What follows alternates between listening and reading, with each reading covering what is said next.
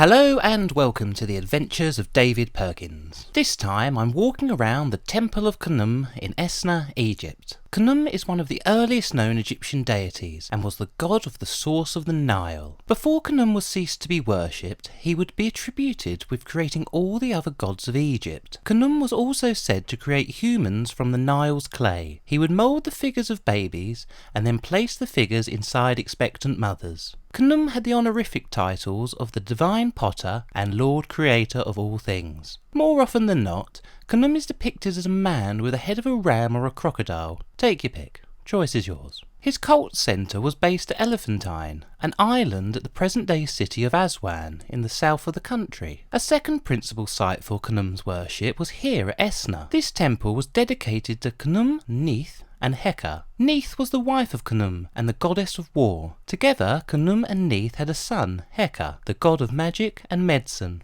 The temple of Khnum at Esna, as it is now, was constructed around 50 years before the Common Era, although much restoration took place during the 2nd century of the Common Era. The original temple complex covered a much larger area. However, further excavations of the temple site is now impossible, as over the past 2 millennia the desert sand has built up around the temple. Currently, street level is 9 metres above the temple floor. In another retelling of the mythology, Khnum and Neith were parents of the god Ra, then called Khnum-Re. In this telling of the story, Khnum is referred to as the father of fathers and Neith as the mother of mothers. Neith, as a war goddess, is attired with crossed arrows and a shield on her head, and in her hand she holds an ankh, the symbol of life, and the wasp sceptre, a staff to show power of dominion. On occasion, the goddess is shown wearing the deshret, the red crown of Lower Egypt. Neith was also said to govern the functioning of the world when not making weapons and guarding over the corpses of fallen warriors. The Egyptian hieroglyph for army is a bowstring. In the south of the country, Neith is pictured with a crocodile hatchling,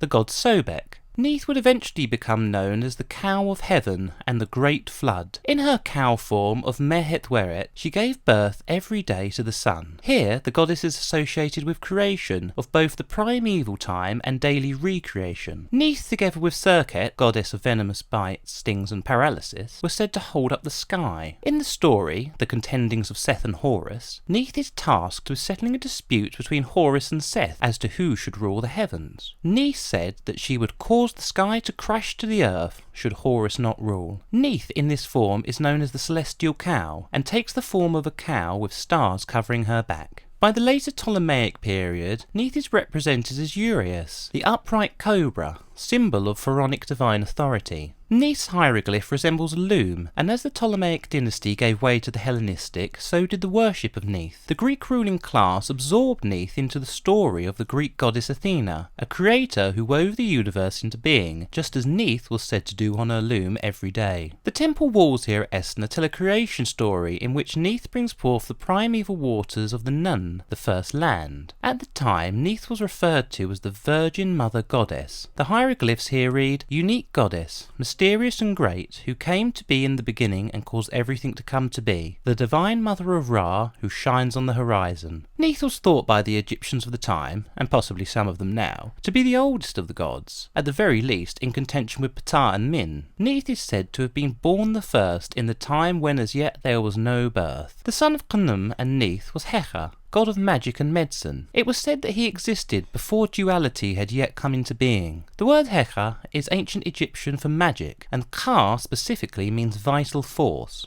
Heka began as supernatural energy that all the gods possessed. Heka is first said to have been formed by the creator god Atum. He would travel on the solar barge of Osiris, protecting Osiris from crocodile attacks by blinding them. The exact method remains unclear, but probably by magic. By Ptolemaic times, Heka would proclaim the pharaoh's enthronement as a son of Isis.